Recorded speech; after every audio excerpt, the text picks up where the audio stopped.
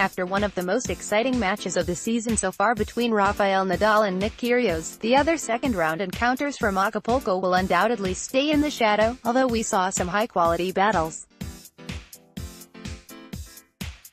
Following his great run in Rotterdam, Wawrinka is through to the quarterfinal thanks to a 7-6, 6-4 triumph over the 7th seed Steve Johnson, beating the American for the third time in 4 matches.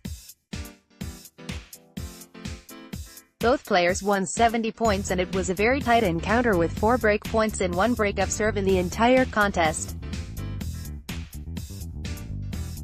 Wawrinka had 32 winners and the same number of unforced errors, while Johnson counted to 16 direct points and 22 unforced mistakes, wasting his chances in the opener and hitting the exit door after one break he suffered in set number 2.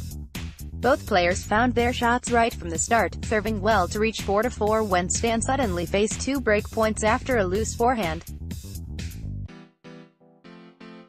He repelled them both with winners and had to be careful again at 4-5 in the tie-break, blasting a forehand down the line winner to steal the last 3 points and gained the confidence before the rest of the match. The Swiss sailed through his service games in set number 2 and he grabbed the crucial break in Game 5 when Steve netted an easy forehand, moving a set and a break-up and sealing the deal in the 10th game for the place in the quarters, the third of the season so far. Playing his first tournament after turning 20, Alex de Minaur through to his second ATP 500 quarterfinal after not having to step up on the court, receiving a walkover from Feliciano Lopez and setting the meeting with Alexander Zverev, who beat him in the final of Washington last summer.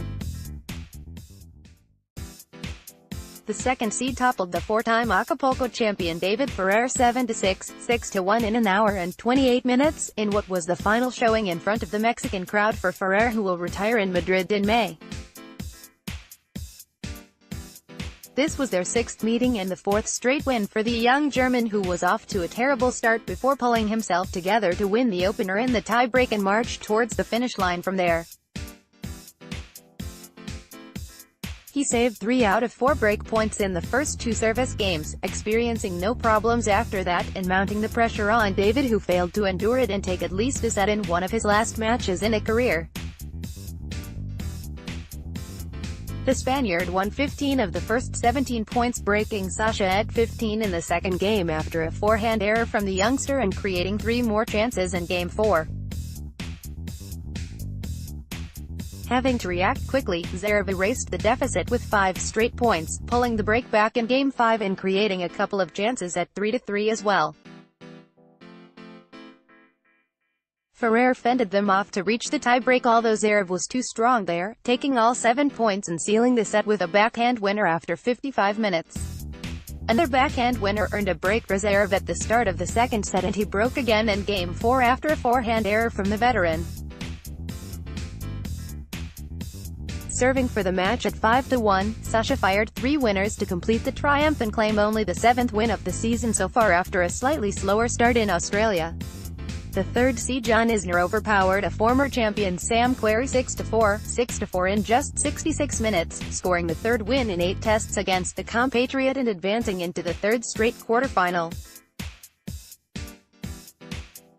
Isner blasted 19 aces and he lost 6 points on serve, mounting the pressure on Sam, who couldn't deal with it, hitting 8 double faults and suffering 2 breaks from 4 chances he offered to John. Querrey had to chase the result from the very first game, squandering game points and losing serve after a volley winner from John that gave him a tremendous amount of confidence. Sam saved a break point in Game 7, but he was powerless on the return, allowing Isner to clinch the opener with 4 service winners at 5-4. From a game point, Querrey was broken again in the 3rd game of the second set following a beautiful backhand cross-court winner from John, who fired 3 winners in Game 10 to move into the quarterfinal, happy with the way he performed today. John Millman needed just over an hour to beat Peter Gojozic 6-0, 6-2 thanks to 6 breaks of serve, joining Cameron Norrie in the last 8 after the Briton ousted the 4th seed Diego Schwartzman 7-6, 4-6, 6-3 in 2 hours and 20 minutes. The sixth seed Francis Tiafoe has suffered another early exit after that amazing Australian Open run, with Delray Beach semi-finalist Mackenzie McDonald toppling him 6-7, 7-5, 6-3 in 2.5 hours. Mackenzie saved 6 out of 7 break points and he had the edge from the closing stages of the second set for the best result at ATP 500 events.